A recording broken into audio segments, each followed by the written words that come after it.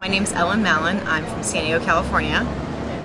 I'm here with the Yes on Proposition 4 campaign, the Friends of Sarah. Proposition 4 is a common sense measure that will require that if a girl under 18 is going to obtain an abortion, the doctor must notify one of her parents beforehand. That, of course, is to protect her health and her safety. Proposition 4 is called Sarah's Law, named after a 15-year-old Texas girl who died 4 days after her botched abortion.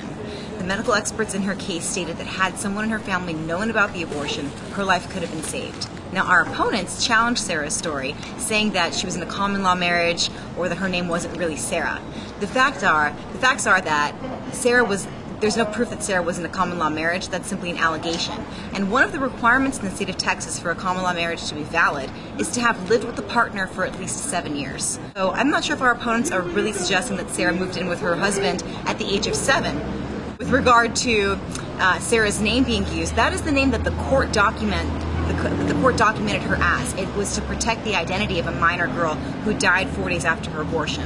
The Friends of Sarah continue to use that name not only to respect her life, but also to protect her identity, whereas Planned Parenthood, who touts a female's right to privacy, has unfortunately exposed her identity to the public. Well, this proposition is so important to me personally as a woman, and as understanding that as a teen, you simply need guidance, you need your family to protect you, and more importantly, I really am a strong advocate of child protection laws.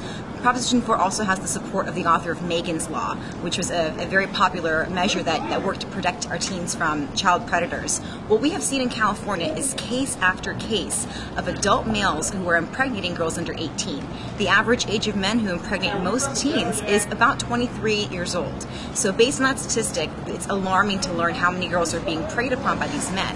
We had a case in the Bay Area just this summer. The LA Times reported of a 13-year-old girl who was impregnated by a 39-year-old man, taken to a Planned Parenthood clinic twice, and then to San Francisco General Hospital because she was 5.5 months pregnant. She was given a 2-day surgical abortion, missing school for this procedure, and then was sent back home to be abused for 7 more months. Nobody at the hospital or the clinic notified law enforcement. Granted, they are required to notify the law enforcement of these cases of abuse. It simply isn't happening. What that reveals here is that in California we have a broken system where without notification, these things are allowed to happen. We're blocking out families and we're not notifying law enforcement of the needs for our children. Well, here's the issue, is that currently in California, there are no requirements for abortion clinics to keep track of how many abortions are performed. All of them are based on estimates. Planned Parenthood's estimates themselves say that we are 7th highest in the nation for abortion rates in our teenage girls. And there are studies that reveal that an average of 46,000 girls who are underage impregnated girls were impregnated by a man by about the age of 23. So based on that number, we know that most of these teens are being impregnated by sexual predators. Unfortunately, in the past 15 years, there hasn't been a single case of an abortion clinic reporting a sexual predator that was brought to prosecution. That's the past 15 years in California. Well, the most important thing for Californians to remember is that notification laws are in about 35 other U.S. states and have been around for as long as 25 years. Notification is common sense for most Americans because we do see that teens need the protection of their families. Now, our opponents have been stating time and time again that notification laws are dangerous to teens. The reality is that they haven't had a single case in the past 25 years where these laws have been in effect of notification ever causing harm to a minor. In fact, the opposition has taken Yes on 4 to court, claiming that we are deceptive and that our information is incorrect. The reality is that they lost before the Superior Court because they don't have a single piece of evidence to validate their claims. So voters can understand now that every accusation made by Planned Parenthood and the others in opposition is simply an allegation. There's no proof to back it up. They say things like teens are going to go out of state, they're going to go to Mexico. All of those are fear tactics. Teens can't even get into Mexico with the way Homeland Security laws are designed. Everything that they've been stating is an exaggeration and simply made up. Most teens, they claim, tell their parents. Well, that's according to their own study. The reality is we looked at their own studies and it says that 45% of teens tell their parents. So really most are not. We are concerned about every girl in California, and that's why Prop 4 contains specific measures to ensure that girls are protected. There is a medical emergency waiver. There are no delays to services. And Planned Parenthood themselves, there's a clinic up in the Bay Area where they only do abortions on Saturdays. So if a teen comes in on a Monday, she can't get an abortion until Saturday anyway. Proposition 4 requires a 48-hour window of notification. And this again is notification. It's not consent. It's one adult talking to another. Well, we're educating voters in a huge variety of grassroots efforts. We have volunteers up and down the state, including teenage girls, who have really come in support of this measure. It's been amazing to see the activism. Girls who are saying, if my friend is pregnant, I think her parents should know. We shouldn't be in a position of not being able to talk to our parents. And we hear stories of girls who were told by clinics, your parents don't have to know. Although they say that they do encourage communication, the reality is that California, again, is one of the highest in the nation for abortion rates in our teens. Both presidential candidates, both political parties, everyone agrees there should be fewer abortions no matter what your stance is on the issue. This law, Sarah's law, is not going to take away abortion rights. The girl maintains her constitutional right to have her abortion.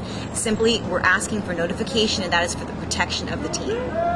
Well, I would say the single most important message is this is common sense. Everyone knows in California that a teen can't even get an aspirin from her school nurse without parental consent.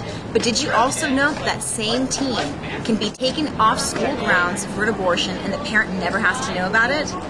The reality is we have a broken system here in California, and we need to have protection for our most vulnerable teens. Proposition 4 is the answer to that broken system. We are proud to have the support of Governor Schwarzenegger. Many know that he is pro-choice, and so we see that this is not an abortion issue, this is a common sense measure, and there are people on both sides of the debate who can agree.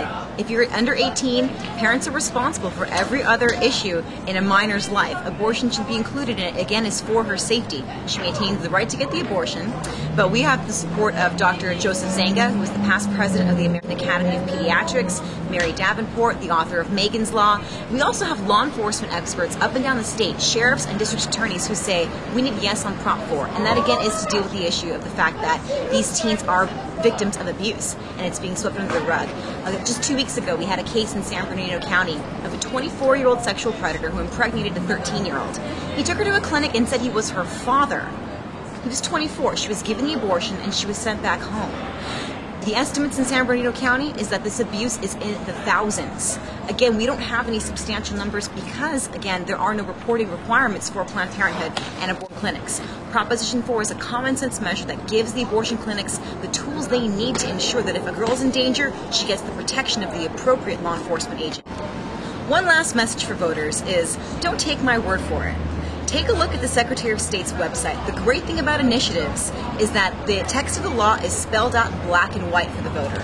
You don't have to question if I'm going to say one thing and then once election season passes, something else gets done. Take a look at the analysis by the Legislative Analyst's Office. Read about the exemptions for medical emergencies. Take a look at the alternative family member notification procedure. And also, if you're a parent who's concerned that you don't want your daughter to have to tell you if she's going to get an abortion, you can waive that right as well. There is every single piece of this initiative is written to protect the safety of every girl in California.